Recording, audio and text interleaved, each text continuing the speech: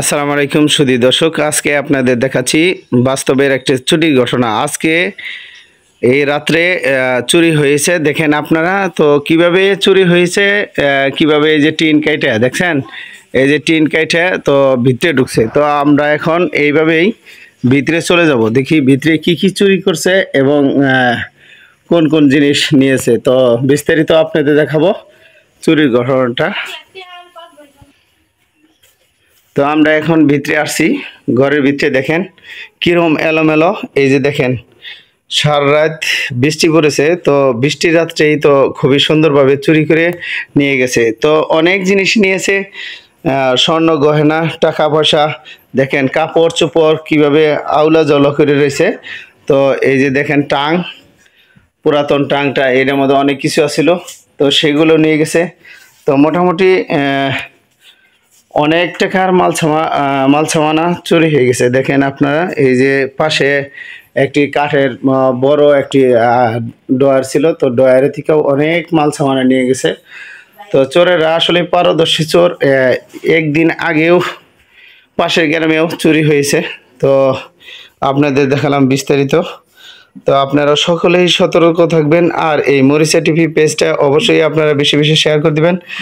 তো আপনারা একটি শেয়ারে অবশ্যই আপনারা জানতে পারবেন যে চুরি হয়েছে কিভাবে বিস্তারিত। এখন এই বাড়ির মালিক, তার সাথে কিছু কথা বলবো, কি কি দামি দামি জিনিস নিয়েছে।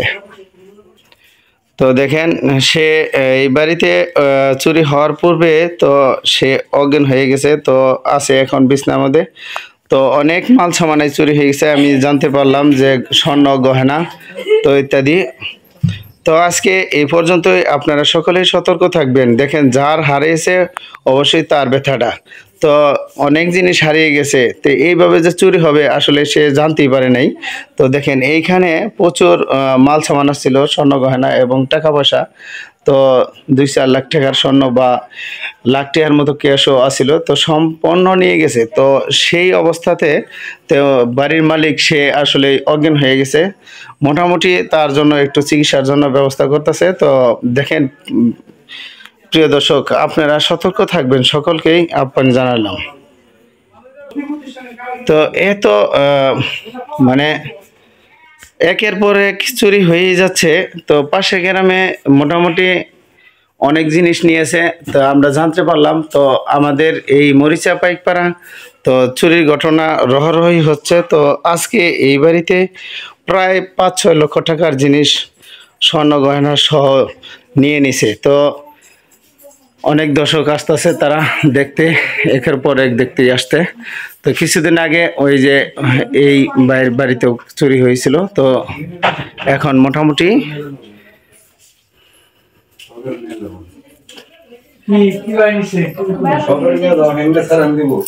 বসা বাড়ছে, তো উনি আসলে অজ্ঞান হয়ে গেছে।